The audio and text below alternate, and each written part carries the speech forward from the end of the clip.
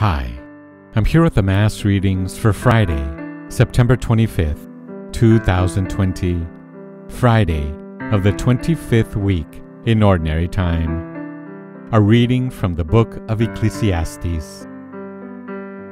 There is an appointed time for everything, and a time for everything under the heavens, a time to be born, and a time to die, a time to plant, and a time to uproot the plant, a time to kill, and a time to heal, a time to tear down, and a time to build, a time to weep, and a time to laugh, a time to mourn, and a time to dance, a time to scatter stones, and a time to gather them, a time to embrace, and a time to be far from embraces, a time to seek, and a time to lose, a time to keep, and a time to cast away, a time to rend, and a time to sow, a time to be silent, and a time to speak, a time to love, and a time to hate, a time of war, and a time of peace. What advantage has the worker from his toil? I have considered the task that God has appointed for the sons of men to be busied about. He has made everything appropriate to its time, and has put the timeless into their hearts, without man's ever discovering, from beginning to end, the work which God has done. The Word of the Lord.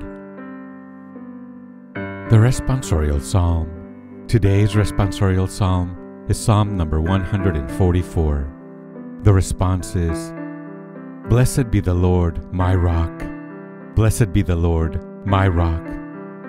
Blessed be the Lord, my rock, my mercy and my fortress, my stronghold, my deliverer, my shield, in whom I trust. Blessed be the Lord, my rock. Lord, what is man that you notice him, the Son of Man, that you take thought of him? Man is like a breath, his days like a passing shadow.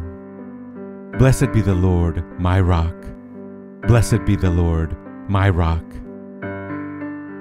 A reading from the Holy Gospel according to St. Luke, chapter 9, verse 18 to 22.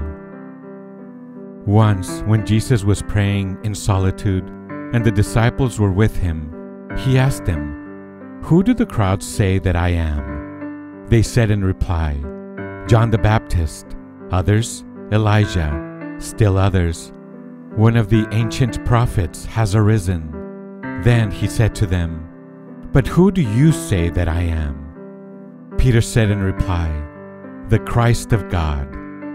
He rebuked them and directed them not to tell this to anyone. He said, The Son of Man must suffer greatly and be rejected by the elders, the chief priests, and the scribes, and be killed, and on the third day be raised. The Gospel of the Lord. Here are some thoughts on today's scripture. We find Jesus praying alone. As we have already seen, it is something that Luke mentions a number of times about Jesus, and especially before significant events in his public life. Some people might wonder what Jesus would have to pray about. Such a question could reveal a rather limited idea of prayer. For example, as something you do when you want to get something from God, or when you are depressed or in trouble of some kind. But prayer is ultimately getting in touch with God, and that is something that Jesus would surely want to do a lot.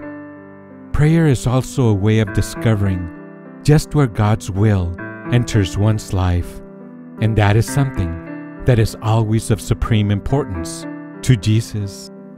He says, I and the Father are one.